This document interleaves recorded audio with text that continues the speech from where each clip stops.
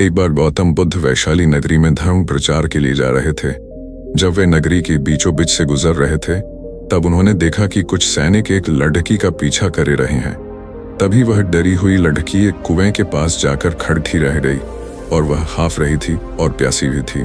तभी बुद्ध ने उस बालिका को अपने पास बुलाया और कहा कि वह कुएं से पानी निकाले और स्वयं भी पिए और उन्हें भी पिलाए। इतनी देर में वह सैनिक भी वहां पहुंच गए।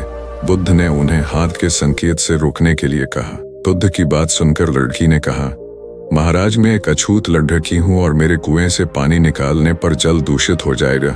तभी बुद्ध ने उससे फिर कहा, बालिका, बहुत जोर की प्यास लगी है, पहले तुम पानी पिलाओ।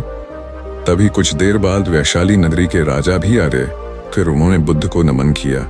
बाद में सोने के बर्तन में केवट और गुलाब का सुगंधित पानी पीने कर दिया, पर गौतम बुद्ध ने उसे पीने से मना कर दिया। बुद्ध ने एक बार फिर बालिका से अपनी बात दोहराई। इस बार बालिका ने साहस के साथ कुएं से पानी निकाला और स्वयं भी पिया और गौतम बुद्ध को भी दिया। और पानी पीने के बाद बुद्ध ने बालिका से उसके भय का कारण पूछा। तब उस बालिका ने बताया, मुझे स्वयं से राजा के दरबार में गाने का अवसर मिला था और राजा ने मेरा गीत सुन मुझे अपनी गले की माला पुरस्कार स्वरूप दी।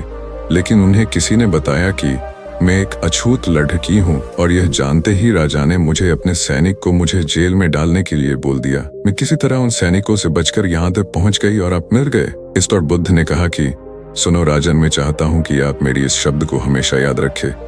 कोई भी मनुष्य की पहचान उसके धर्म और जाति से नहीं बल्कि उसके स्वभाव या उसके अच्छे काम से होती है।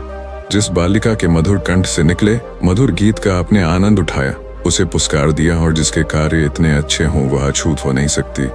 और उस बालिका के साथ नीची सोच और छोटे कार्य करके अछूत होने का परिचय तो आपने दिया है।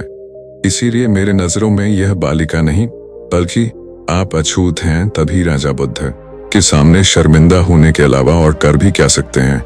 उन्होंने बुद्ध से क्षमा मांगी और वहां से चले गए। सीख, इस कहानी से हमें यह सीख मिलती है कि कोई भी इंसान अपने कार्यों और कर्मों से बढ़ा बनता है बल्कि अपने धर्म या जाति से नहीं।